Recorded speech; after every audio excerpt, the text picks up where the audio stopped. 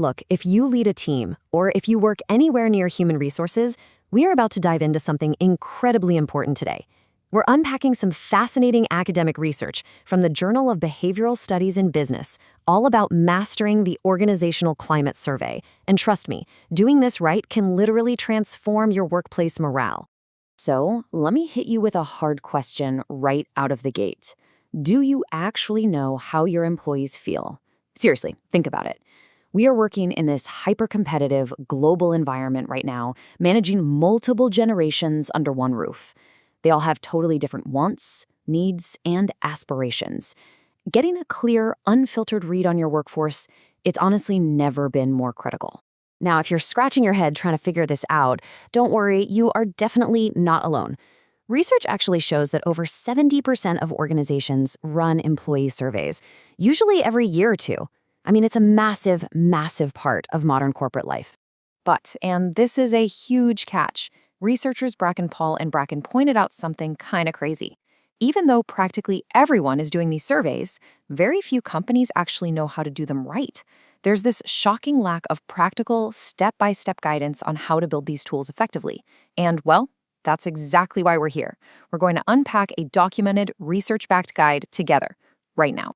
All right, here is our game plan. We'll trace the whole life cycle of a survey.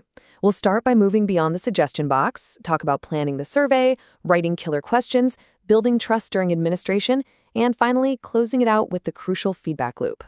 Let's kick things off with section 1, beyond the suggestion box. We really need to look at why our standard go-to workplace communication solutions usually fall incredibly short. We tend to lean on these assumed methods of communication, right? But they have some pretty fatal flaws. Take the classic open door policy. The research shows employees often see these as, well, just not genuine. Then you've got focus groups. The problem there? They almost always get hijacked by a few loud, dominant personalities, which totally silences the quieter folks. And suggestion boxes? Let's be real, they're kind of a black hole. They rarely lead to tangible results, so employees just feel ignored. But you contrast all of that with a well-designed attitude survey, it's a whole different ballgame. It gives you an anonymous, structured, and genuinely secure way to get honest opinions. It is a far superior tool. Which brings us to section 2, planning the attitude survey. Because setting up for success happens way before you ever ask a single question. First, let's make sure we are on the same page with what this actually is. An employee attitude survey isn't just some boring data gathering chore. At its core, it's a super powerful tool for upward communication. It sends a clear signal to your frontline team that management actually wants their input to make decisions. And researchers found that when you do this right, the simple act of surveying is linked to higher morale, better motivation, and even increased productivity. It's all about empowering the people doing the heavy lifting. Now, the researchers have a massive piece of advice here. Start small. Please don't just blast this out to the whole company on day one. Pilot the survey first in one smaller department. And here's a really smart tip. Bring in a trusted project leader from outside that specific unit to run it. That guarantees objectivity and helps you make absolutely sure your process is bulletproof before the big rollout. All right, moving to section 3, writing effective questions. Let's dig into the actual science of survey design without getting lost in the psychometric weeds. I absolutely love how direct the source material is on this. They literally recommend the KISS strategy. Keep it simple, stupid. If you want data you can actually trust, your questions have to be short, crisp, and incredibly straightforward. This is not the time to sound like an academic textbook. To hit that level of simplicity, the authors bring in Fink and Kosakoff's 7 golden rules for multiple choice questions. Let's just fire through these really quick. Number 1, make it meaningful to the person reading it. 2, use regular everyday English. Seriously, ditch the corporate jargon. 3, make the questions concrete. 4, avoid biased words that might lead the witness, so to speak. 5, check your own personal biases before you start writing. 6, be super careful if you have to ask for personal info. And finally, number 7, stick to one thought per question so you don't confuse anyone. Oh, and here's a trap a lot of people fall into: vague terms. You absolutely have to define your terms clearly right at the start of the survey.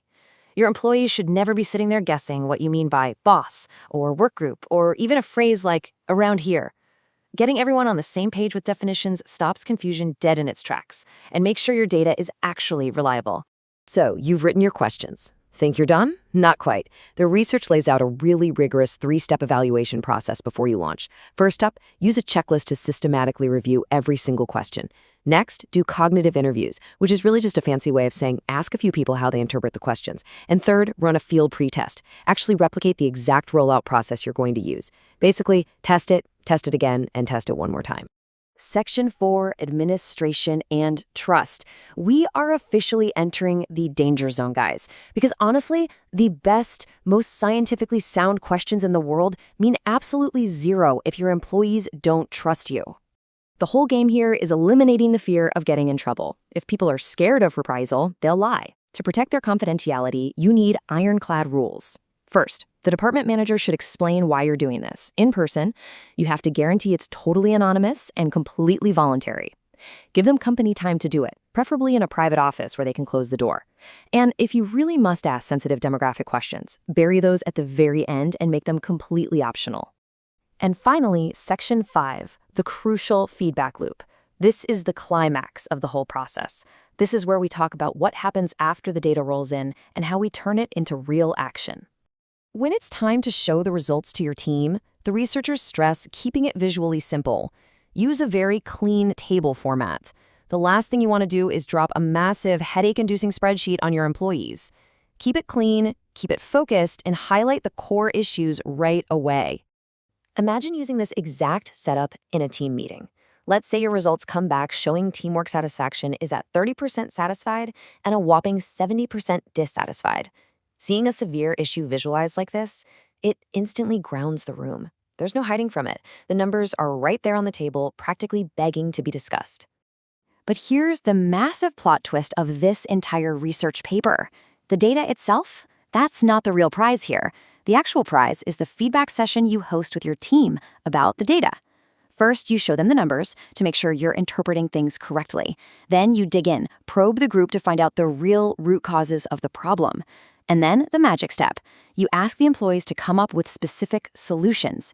You are generating bottom-up problem solving. It's a total game changer.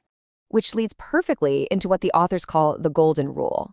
Never, ever go to upper management with just a list of issues and complaints unless you have proposed solutions generated by the employees themselves. That right there is how you use a survey to drive real structural change instead of just sitting around complaining about bad scores.